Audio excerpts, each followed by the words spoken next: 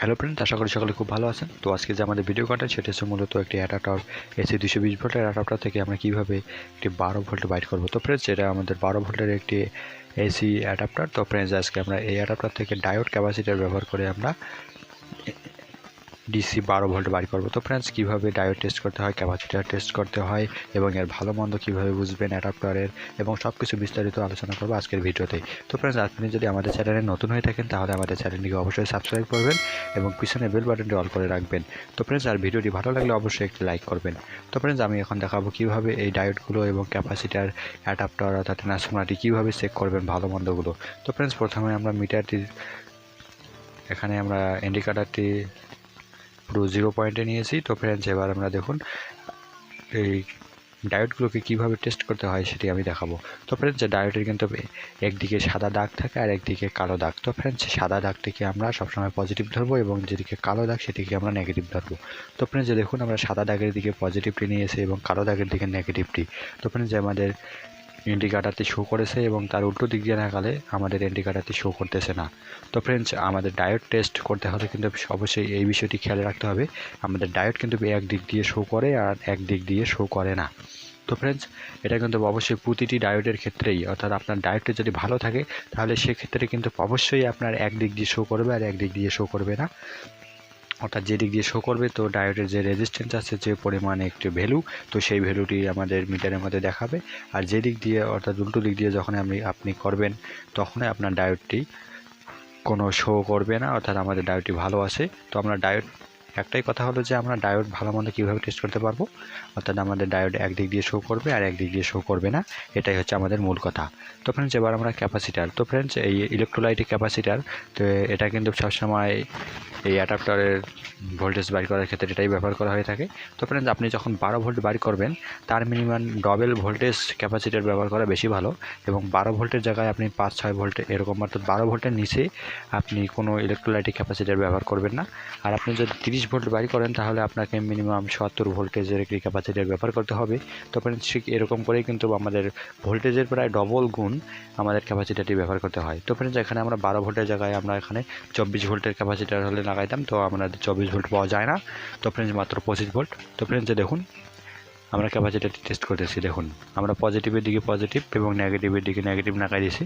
তো কিছুক্ষণ আমাদের ইন্ডিকেটরটি পুরো শো করবে, শো করার পর ধীরে ধীরে ধীরে ধীরে নিচের দিকে চলে আসবে। তো এটাই হচ্ছে আমাদের অর্থাৎ ক্যাপাসিটার টেস্ট করার মূল বিষয়। তো আমাদের ক্যাপাসিটারের যে সাইডের যে কালো দাগটা থাকে সেটা হচ্ছে কিন্তু নেগেটিভ, সাদা সাদা দাগ থাকে মাইনাস চিহ্ন, সেটা নেগেটিভ ধরবো, আর ওপর দিকে কিন্তু পজিটিভ। তো ফ্রেন্ডস, এবার অ্যাডাপ্টার। তো ফ্রেন্ডস, অ্যাডাপ্টারের ভালো মন্দ কীভাবে বুঝবেন, তো দেখুন আমরা এখানে প্রাইমারি এবং সেকেন্ডারি দুইটি প্রান্ত থাকে অ্যাডাপ্টারে। তো ফ্রেন্ডস, আমরা প্রথমে যে প্রাইমারি প্রান্ত সেটাতে আমরা দেখুন মিটারে পুরো দুটো লাগালে আমরা রেজিস্ট্যান্স পাচ্ছি। তো আমাদের এখানে যে রেজিস্ট্যান্স আসতেছে তো সেটা হচ্ছে মূলত আমাদের ভালো। তো ফ্রেন্ডস, আমাদের প্রাইমারি প্রান্ত খুব ভালো আছে, তো তার কারণে রেজিস্ট্যান্স আসছে। আর দেখুন সেকেন্ডারি প্রান্তে কিন্তু আমাদের রেজিস্ট্যান্স কম হয়, তার জন্য আমাদের ডিজিটাল মিটার হলে অবশ্যই রেজিস্ট্যান্স শো করতো। তো আমাদের অর্থাৎ মাল্টিমিটার ডিজিটাল নয়, তার কারণে কিন্তু অবশ্যই এরকম দেখাচ্ছে। তো ফ্রেন্ডস, আমাদের অ্যাডাপ্টারটি ঠিক আছে। আর ফ্রেন্ডস, আমাদের অ্যাডাপ্টারের মধ্যে যদি কোনো রেজিস্ট্যান্স না থাকতো তাহলে অবশ্যই বুঝতে পারছেন যে আমাদের ভিতরে কয়েল কেটে গেছে।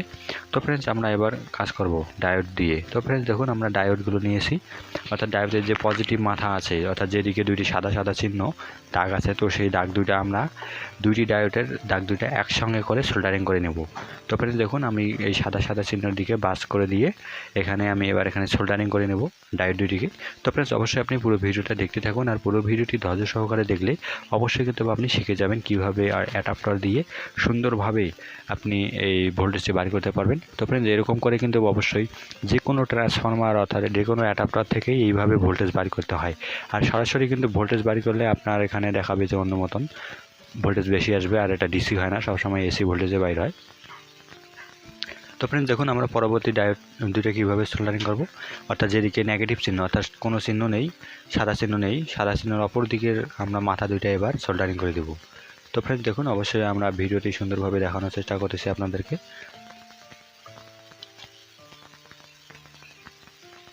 তো ফ্রেন্ডস দেখুন আমরা কিন্তু এখানে সোল্ডারিং করে নিয়েছি দুইটি ডায়োডের মাথায়। তো ফ্রেন্ডস আমরা পজিটিভ দুইটি এক জায়গায় করেছি এবং নেগেটিভ দুইটি এক জায়গায় করেছি, সুন্দরভাবে আমাদের কাজ হয়ে গেছে। তো ফ্রেন্ডস এবার আমরা এই দুইটি মাথায় অ্যাডজাস্ট করে দেবো, অর্থাৎ পজিটিভের একটি মাথা, নেগেটিভের একটি মাথা, নেগেটিভের একটি মাথা, পজিটিভের একটি মাথা আমরা এখানে সোল্ডারিং করে নেব। তো ফ্রেন্ডস দেখুন আমি এখানে কীভাবে কী কাজ করতেছি অবশ্যই আপনাদেরকে বলে বোঝাতে না পারলে অবশ্যই আপনি দেখে বুঝতে পারবেন।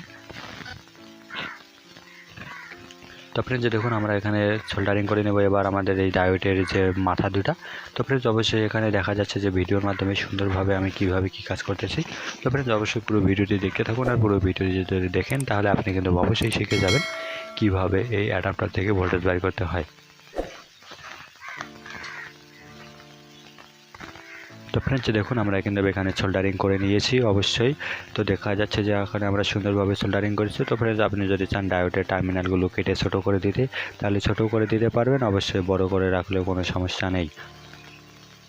তো ফ্রেন্ডস এবার আমরা ক্যাপাসিটারটি কানেকশন করব। তো ফ্রেন্ডস আমি পূর্বেই বলেছি যে আমাদের ক্যাপাসিটারের যে এক সাইডে যে এখানে সাদা সাদা নেগেটিভ চিহ্ন দেখা যাচ্ছে, মাইনাস চিহ্ন, সেটা আমাদের অবশ্যই কালো টার্মিনাল হবে, আর যেদিকে কোনো নেই সেদিকে অবশ্যই এখানে লাল টার্মিনাল ধরবো। তো ফ্রেন্ডস আমাদের ক্যাপাসিটারের টার্মিনালগুলো ছোটো হওয়ার কারণে আমরা তার দিয়ে সোল্ডারিং করে বড় করে নিচ্ছি। তো তাহলে কিন্তু আমাদের কাজের পক্ষে এখানে খুব সুবিধা হবে। তো ফ্রেন্ডস দেখুন আমরা এবার কোথায় কোন কানেকশান দিব, কোথায় কি লাগাবো, তো ফ্রেন্ডস যেটাই হচ্ছে মূল বিষয়, অবশ্যই ধৈর্য সহকারে দেখুন ফ্রেন্ডস। এবার যে এসি টার্মিনাল অর্থাৎ আমাদের যে অ্যাডাপ্টার থেকে যে ভোল্টেজটি বাইর হবে সেকেন্ডারি প্রান্ত থেকে, তো সেকেন্ডারি প্রান্ত থেকে যে ভোল্টেজটি বাইর হবে সেই ভোল্টেজটি আমরা কোথায় লাগাবো, কীভাবে লাগাবো, অবশ্যই সেটা ধৈর্য সহকারে দেখতে হয়। তো ফ্রেন্ডস তার আগে আমরা একবার অ্যাডাপ্টারটিকে এসি ভোল্টেজ দিয়ে অর্থাৎ কারেন্ট দিয়ে চেক করে দেখবো আমাদের অ্যাডাপ্টারটি ঠিক আছে কি না আবারও একবার। তো ফ্রেন্ডস দেখুন আমরা কিন্তু এখানে এবার এসি লাইন লাগাই দিয়েছি, লাইন কটটি আমি লাগিয়ে দিয়েছি। তো তারপরে অবশ্যই আমি এখানে সরাসরি এসি 220 ভোল্টেজে দিয়ে দেখবো যে আমাদের ট্রান্সফরমারটি এখানে স্পার্কিং করে কি না। তো ফ্রেন্ডস দেখুন আমাদের ট্রান্সফরমারটি এখানে বুটবুট করে স্পার্কিং করতেছে এবং আমাদের ট্রান্সফরমার সেকেন্ডারি প্রান্তে প্রায় ভোল্টেজ চলে এসেছে। তো ফ্রেন্ডস আমাদের সেকেন্ডারি প্রান্তে কিন্তু এখানে আমরা ভোল্টেজ পেয়ে গেছি। তো ফ্রেন্ডস আমরা সেই ভোল্টেজটি এবার এখানে মেপে দেখব আমাদের কত ভোল্টেজ দেখায়। তো ফ্রেন্ডস এখানে কিন্তু আমাদের এসি ভোল্টেজই দেখাবে। তো ফ্রেন্ডস দেখুন আমাদের এখানে সেকেন্ডারি প্রান্তে এসি ভোল্টেজ প্রায় এখানে আমাদের 20-25 ভোল্টেজ দেখাচ্ছে। তো ফ্রেন্ডস এসি 25 ভোল্টেজ বা সেকেন্ডারি প্রান্তে কিন্তু এসি ভোল্টেজ দেখালেও এখানে কোনো শক করবে না। তো ফ্রেন্ডস অবশ্যই বুঝতে পারছেন যে আমি এখানে হাত দিয়ে ধরেছি, তো সেকেন্ডারি প্রান্তে এসি ভোল্টেজ আসলেও কোনো শক করবে না, এটা অবশ্যই আপনি দেখতে পাচ্ছেন ভিডিওতে।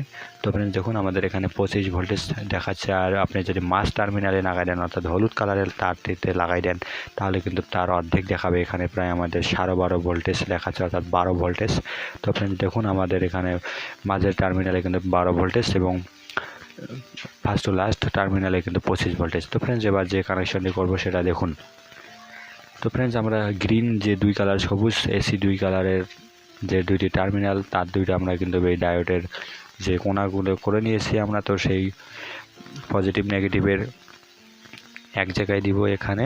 তো ফ্রেন্ডস দেখতে পাচ্ছেন আমরা পজিটিভ নেগেটিভ যে ডায়োড এক জায়গায় করেছি সেখানে একটি টার্মিনাল, আর অপর সাইডে যে আছে পজিটিভ নেগেটিভ আর একটি ডায়োডের টার্মিনাল। তো ফ্রেন্ডস দুই টার্মিনালে কিন্তু আমরা এসি দুইটি টার্মিনাল আমরা কানেক্ট করে দিচ্ছি। তো ফ্রেন্ডস আমাদের এখানে ট্রান্সফরমার অর্থাৎ অ্যাডাপ্টারের মধ্যে কোনো পজিটিভ নেগেটিভ নেই, অর্থাৎ যে কোনো দুইটি সাইডেই কিন্তু লাগাবেন আপনি, আপনার হয়ে যাবে, কোনো পজিটিভ নেগেটিভ দেখতে হবে না, শুধু ডায়োডের মাঝখান দুইটে।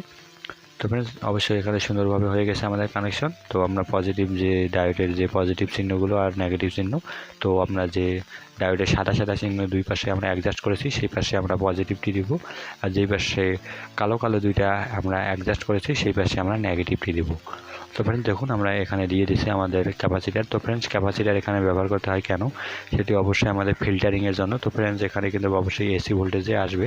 তো ফ্রেন্ডস ডায়োডের পরিবর্তে কিন্তু এখানে আমাদের পজিটিভ নেগেটিভ আসবে, আর ফিল্টারিংয়ের জন্য সুন্দরভাবে আমাদের কারেন্টটি যাতে পিওর ডিসি হয় সেক্ষেত্রে কিন্তু অবশ্যই আমাদের এখানে ক্যাপাসিটার ব্যবহার করতে হয়। তো ফ্রেন্ডস আমরা সুন্দরভাবে কানেকশন করে নিয়েছি। তো এবার আমরা এখানে দুইটি তার বাইর করব, অর্থাৎ আমাদের ভোল্টেজের জন্য এখানে যে দুইটি তার বাইর করতে হবে সেটি কিন্তু অবশ্যই দেখতে থাকুন কীভাবে বাইর করছি। তো ফ্রেন্ডস দেখুন এখানে আমরা দুইটি তার নিয়েছি।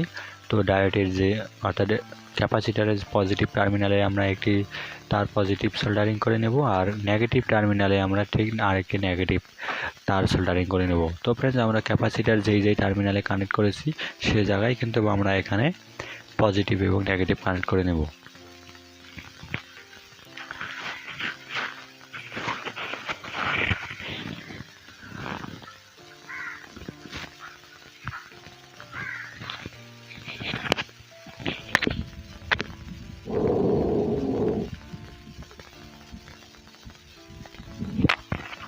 তো ফ্রেন্ডস দেখুন আমরা কিন্তু দুইটি তার কানেক্ট করে নিয়েছি এবং মাঝখানে যে হলুদ কালারের তারটি আছে তো ফ্রেন্ডস সেটা আপনি ক্যাপাসিটারের নেগেটিভও দিতে পারেন, পজিটিভও দিতে পারেন। তো আর আপনি যদি এটাকে লাগাতে না চান, কোনো জায়গায় কোথাও সোল্ডারিং না করতে চান তাহলেও চলবে।